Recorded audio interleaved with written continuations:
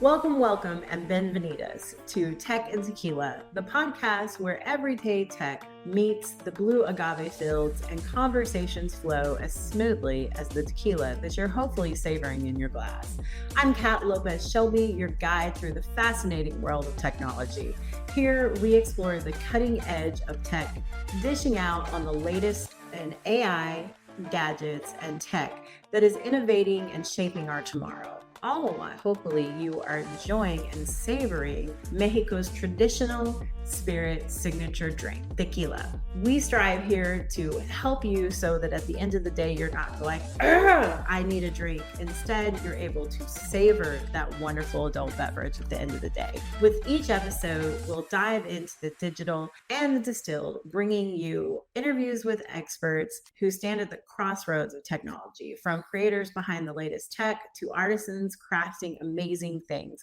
And we will uncover insights and flavors that you will not find anywhere else. So whether you're a gadget guru, you just want to have a nice conversation to drink your tequila to, or someone who loves discovering new and innovative tech, we are here for you. So let's raise a glass and let's get ready for this journey ahead. This is Tech and Tequila. So today we're going to do something, I would say, a little bit different. And when I say different, I really mean that this is kind of going to be a short and sweet episode where there's two things I'm going to talk about. One thing is more, I'm going to kind of do a breakdown of something that is in the news that I'm sure you've heard about, but I want to break it down from not only what transpired and what happened, I want to break it down in the context of covering what I constantly say about if you have some type of cybersecurity breach or some type of cyber event.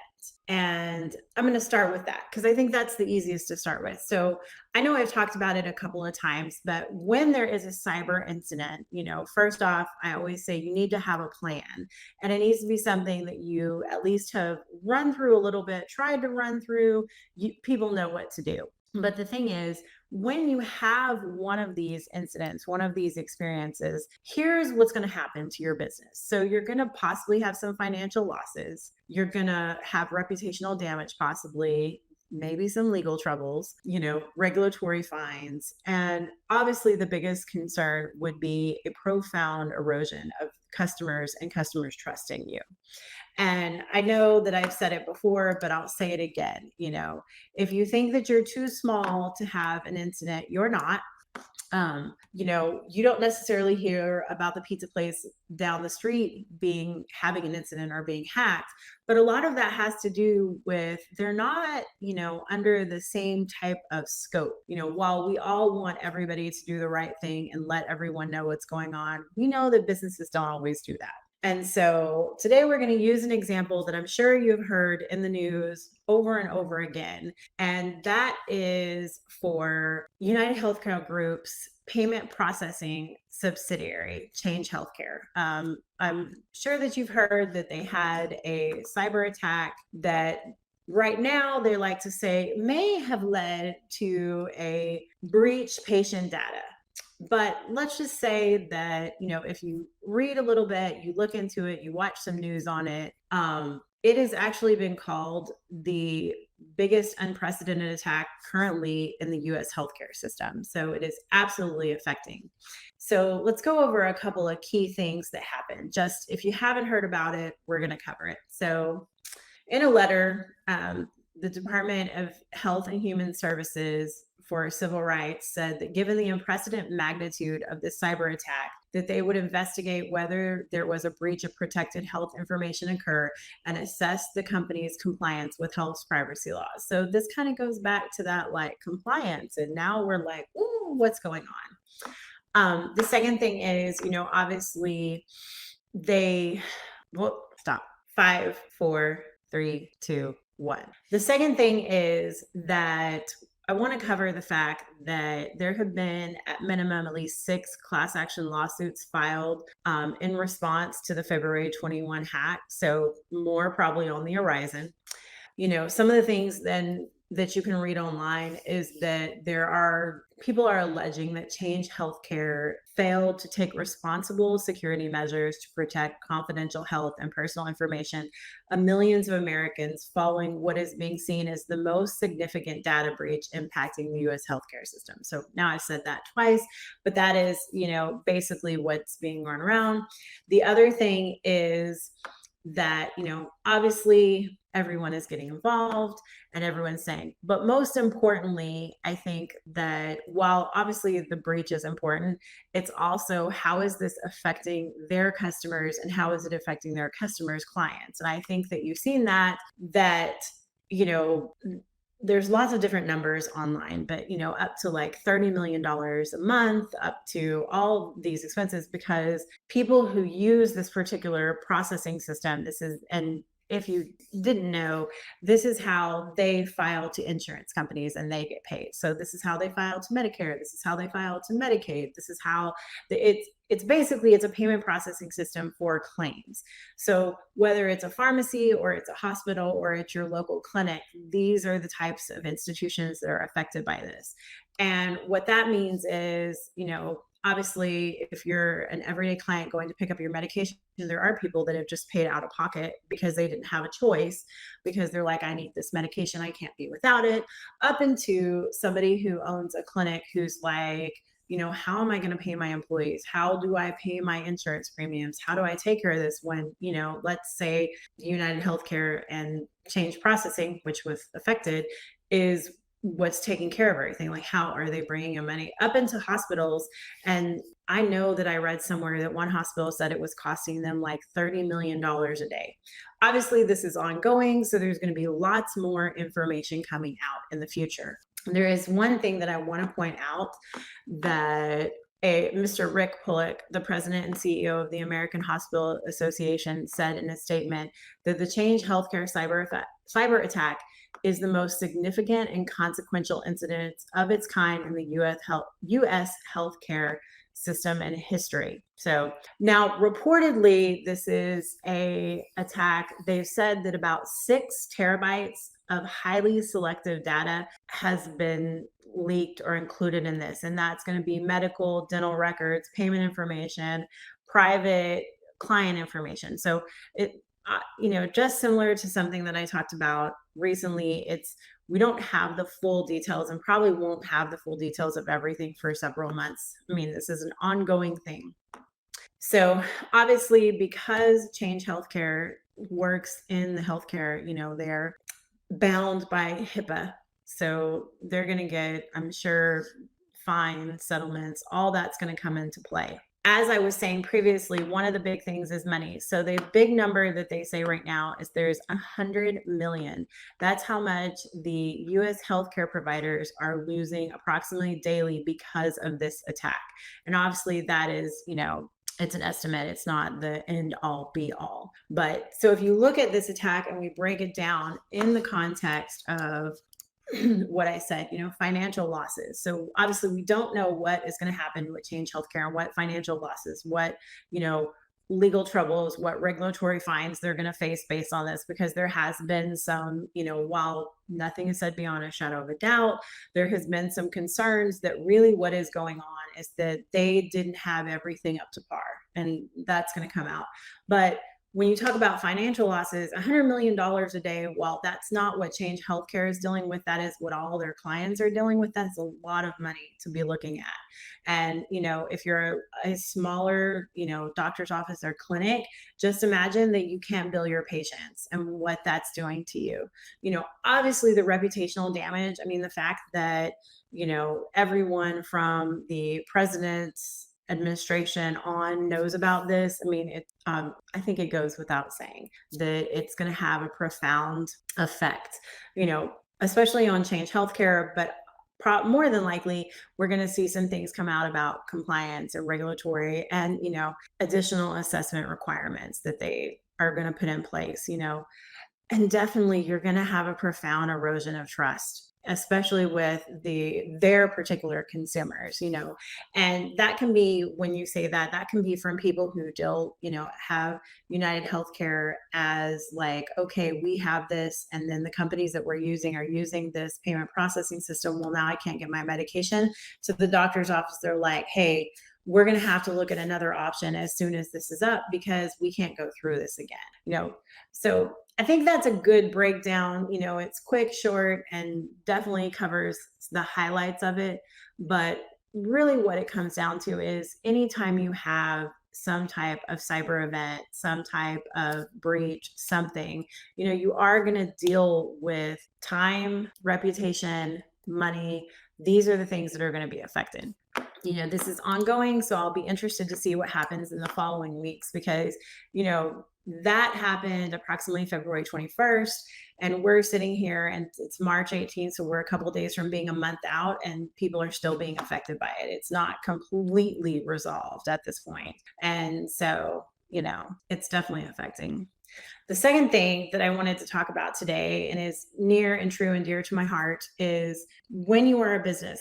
And I've had several clients here recently that, have had the amazing blessing of moving to a new location or building a new location and getting all that done. And I want to talk about and I'm going to call it the tale of two clients, because I have client A and I have client B. And client A was moving into a brand new shopping center that is being built. And they, from the get, knew this is where we're moving. We have signed the contract. We are ready to move into the offices. And 8 months ago, we started having this conversation about, all right, we need to have internet. We need to have this. These are all the things that we need to have set up in place.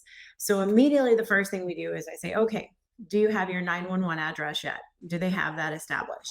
And as soon as we got that, we reached out to the local internet service provider company and said, hey, here's what we want.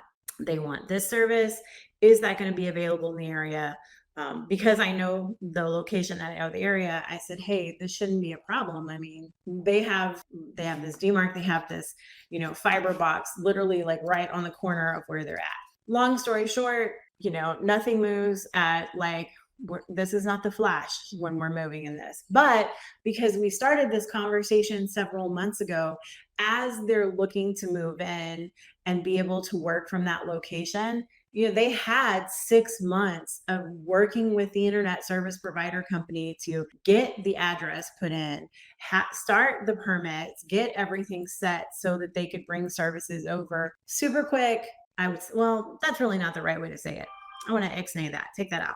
5, 4, 3, 2, 1. So it wasn't a super quick process, but the thing is, the process went so much better because of the fact that we started this discussion. I'm not going to say on like day one, but we had a window, and especially because this is a new build. And my experience has been anytime there is a new build is, addresses don't get put in the way they're supposed to. Things don't go the way they're supposed to. Sometimes it's just not working how you want it to work. I want to compare this to my other client who called me on a Friday and said, hey, we're going to move to our new building on Monday. Can you get our services transitioned over? So first and foremost, the answer was, no, we cannot get your services moved over because number one, the services that they had were not available at that location. Having stated that, we were able within so Monday, Tuesday, and Wednesday. So by Thursday, we were able to get them a interim solution in place. And when I say an interim solution, we were able to set them up with an SD-WAN with a wireless backup for that so that they had something in place and set and going to run off of. Now, however, saying that, coming from, okay, we had a fiber circuit before to that, it's not going to be the exact same service, but it worked great for them. I know in the process of getting everything transitioned over, and I want to preface this, if you're in downtown Houston or you're in downtown Dallas or you're in a major metropolitan area, if you call, hey, that may be a possibility you can get services moved over by Monday. I still recommend let's have some pre-planning. Once you know you're going to move, reach out to your tech consultant. Look into this as an option because it makes things so much smoother. Having said that, with this particular customer, it took us about 4 months to get their fiber in place. So they were running off this backup solution. During that time, we ended up actually adding additional services for them. We ended up putting in fixed wireless as well because they needed that bandwidth. They needed that amount of data. And, yes, it worked for them to run off. And in fact, they ended up keeping not the fixed wireless, but they kept the wireless solution as just a backup in case anything happened. But had they preemptively called and notified us or notified their internet service provider as soon as they knew they were moving, the whole situation would have gone so much smoother. And when I say smoother, it's not that it's going to be perfect. What it is it wouldn't have been like, oh man, now we have, 24 hours to figure out how we're going to do this. And when I say that, first off, you go from they have a dedicated fiber solution, which is great. And, I always like to say that's more of like a top of the line solution. Obviously you have broadband, you have ABF, you have fixed wireless, you have wireless, you have so many options in today's world.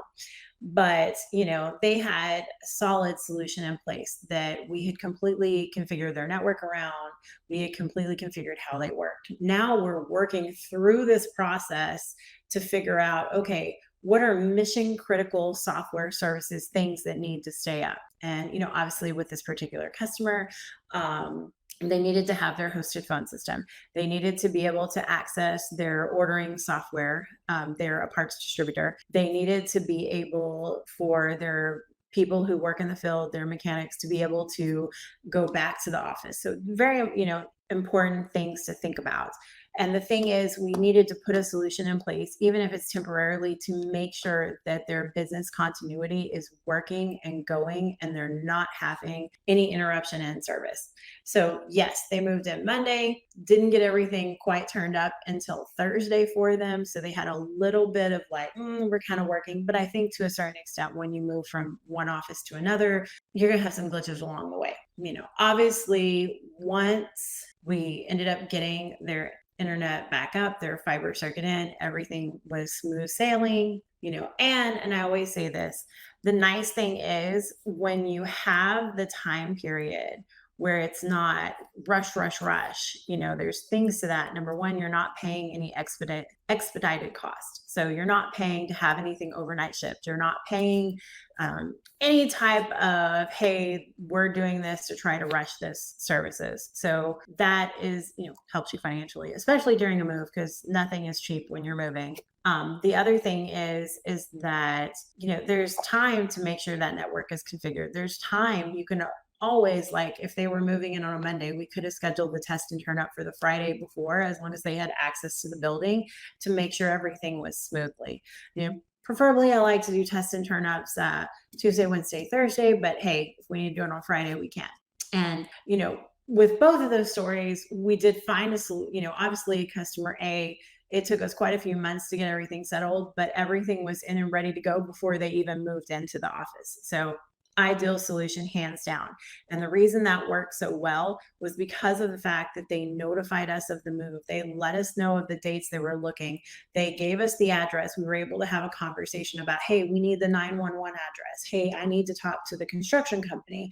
And hey, I need the engineer with this particular ISP to go out and say, hey, here's how we get this service from here to their designated, IT room. Whereas with client B, it was like, okay, first off, let's get you services that we can get installed in the time frame that you need. Got that set up.